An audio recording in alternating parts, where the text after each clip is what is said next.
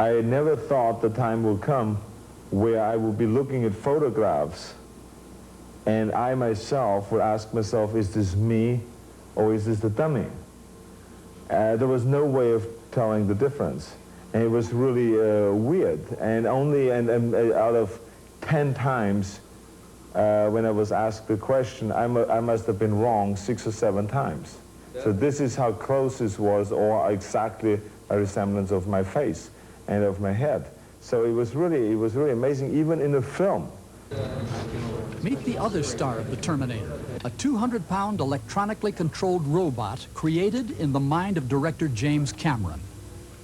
Built and designed by Stan Winston, the robot stands 6 feet 2 inches tall and has over 1,000 chrome-plated moving parts that were handcrafted by Stan and his staff. Building this mechanical marvel took almost a year from the original idea and initial drawings. Very fascinating, and I just must applaud everything that they did. You know, they worked as hard as I did. It was also very strange because you have lots of people operating above it, and the director, I mean, it's not a real reality per se that you can just look at and respond to. You have to create it for yourself and then respond to it. And instead, you've got a director saying, okay, here he is. Okay, now he's getting up, and now he's going, and now he's coming. You know, you have a little hand to work with too often. But it was very interesting. Certainly, you know, one of the nicer things about the film. Terminator, I must say, out of my career of a short 15 years, is the most exciting project that I've been involved with, and I hope will be extremely successful. I think it's going to be a lot of fun for everyone to see, and I was extremely fortunate in that I had such an amazingly talented group of guys to work with, whose names will remain off the screen, and no one will ever know who they are, because I'm taking all the credit. It really tested everything that I had. I felt completely exhausted when it was over. There was also a level of belief that was a little bit scary because we were working nights, 10 weeks at least of all-night shooting and coming home at dawn and trying to sleep, and it just wears down your spirit, so that by the end of it, you know, I just was so sort of caught up in really believing it and just undone by it.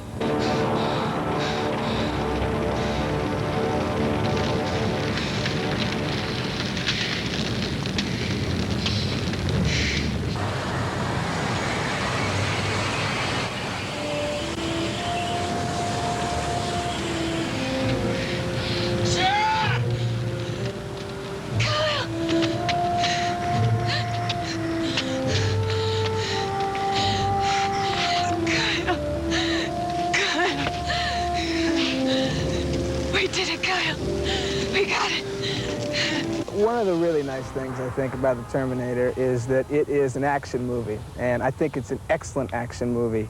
And I think James Cameron is really good, very talented young director. I think he's going to be a big star. I think he's very talented, and I think he really writes action well and directs it well. And so it's a good action picture, and so I think people should see it, and a lot of people see it just for the action alone. But on top of that, Linda and I's relationship in the movie gives us a chance to stretch a little bit and work as actors, not just running away from a robot. It's not what the movie's about, running away from a robot. It is, but at the same time, there's a good story, an excellent story here, you know, The Terminator, and it gives us a chance to play a lot of very good scenes as actors.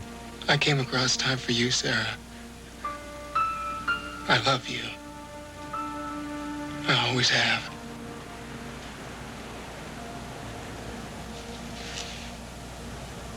I think Michael has a very promising future. He did a phenomenal job with the character.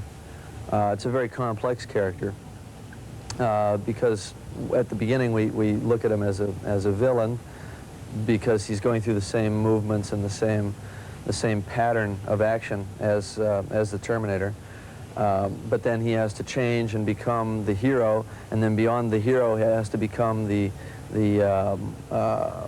romantic lead, if you will. So there's a transmigration of the character that happens. Michael did a phenomenal job with that, really understood the character. He brought a lot of intensity to it. I think that the chemistry between the two of them is absolutely perfect. Run you up from further back. Let's start you back a little more by the burners. Linda, you too, so that Michael can switch over to this position. Okay. Okay? Ooh, okay, so ankle's it's okay going, then huh? if I just come in? No, the backs of my legs hurt. That's all right. Oh, that's good. That's good. You haven't had enough It's okay exercise. that we don't have to match this, so I can come and Right. like this. Exactly. Right. And then Linda, just toss that pipe just down in here, okay, on the ground. Okay, let's see it again. Do it a little faster too. Terminator's coming. And action. Action.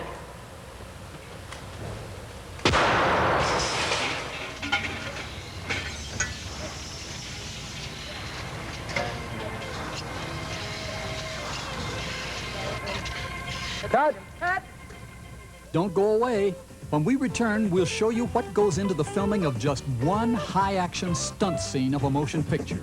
When the making of Terminator returns right after this. And action. Rarely do viewers ever get the opportunity to witness the painstaking preparation and special effects production that goes into just one action scene of a motion picture. We're about to show you, in capsulized form, the production efforts of over 50 crew members during 2 nights of shooting for a scene that will last approximately 90 seconds in the finished film.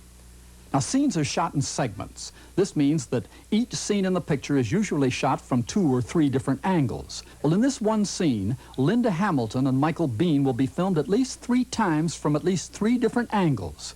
And who said being a movie star was fun and glamorous? The scene in general consists of a chase on foot down an alley where the guy and the girl are running from the killer cyborg from the future, and presumably he can gain on them because he's faster than they are. So the hero's got to come up with something fast. So he uses his shotgun to blow up the gas tank of a car, which creates a sort of wall of fire, and he jumps in his car and starts backing up, and Arnold's character, the Terminator, comes leaping through the fire and punches through the windshield to get the girl. And roll sound. 107, Charlie, come and mark AMC camera, mark. Here we go, and action. Get in, Ken. Cut. As you can see, every precaution is taken to ensure that the fire created by the special effects team can be easily controlled.